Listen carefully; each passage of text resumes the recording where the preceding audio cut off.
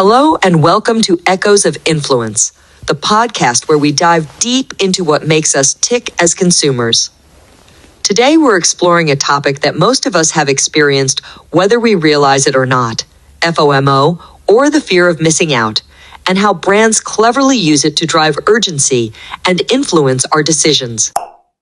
So grab a coffee, sit back, and let's uncover the psychology behind FOMO and why it's such a powerful marketing tool.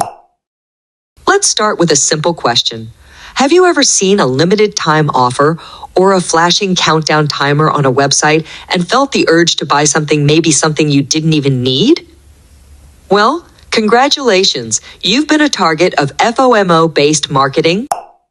FOMO, or the fear of missing out, is a psychological phenomenon where people feel anxiety at the thought of missing out on an opportunity, experience, or product. It's deeply rooted in our biology. We're social creatures, hardwired to want what others have and avoid being left out. Brands know this, and they use it to their advantage. Segment 1, the psychology of FOMO. FOMO plays on two key psychological principles. Scarcity, when something is rare or limited, it feels more valuable.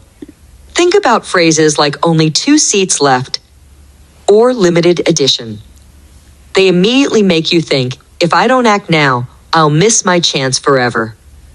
Social proof seeing others enjoying a product or experience triggers the feeling that you're being left behind.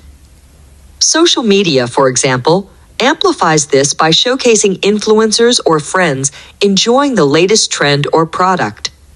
These principles tap into our survival instincts.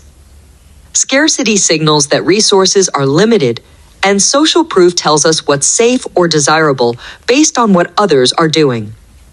But here's the thing, FOMO isn't just psychological, it's emotional. It creates a sense of urgency that overrides rational decision-making. Instead of thinking, do I really need this? We think, what if I regret not getting this? Segment 2, how brands use FOMO to drive urgency.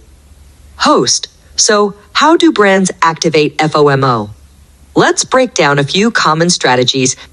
Countdown timers. You've seen them during online sales. This deal ends in 2 hours. These timers give you a sense of urgency, even if the sale might come back later. It's all about making you act fast. Limited stock alerts. E-commerce sites often show messages like only 3 left in stock. Whether or not it's true, this tactic makes you feel like you're in a race against other buyers. Exclusive drops. Brands like Rode, Supreme, and Nike are masters of this. They release products in small quantities, making them feel exclusive and desirable. The result? People line up for hours or crash websites just to get their hands on them. Social media highlights, seeing influencers or your friends enjoying a product creates FOMO. You think, if they have it, I should have it too. Brands leverage this by creating campaigns that encourage sharing on social media. Segment 3, the dark side of FOMO marketing. While FOMO is a brilliant marketing strategy, it's not all positive. It can lead to impulsive purchases, overspending, and even anxiety. How many times have you bought something just to realize later you didn't really need it? That's the downside of acting on FOMO. Consumers need to be aware of these tactics and take a step back before making decisions. Ask yourself, do I really want this?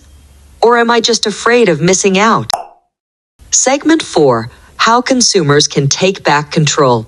So, how can we as consumers resist the pull of FOMO? Here are a few tips. Pause before purchasing. When you feel the urge to buy something immediately, take a moment to evaluate if it's a genuine need or just FOMO talking. Set a budget. Impulse buys thrive on FOMO. Having a set budget can help you avoid overspending. Turn off notifications. If flash sales or social media ads are your weakness, turning off notifications can reduce the temptation.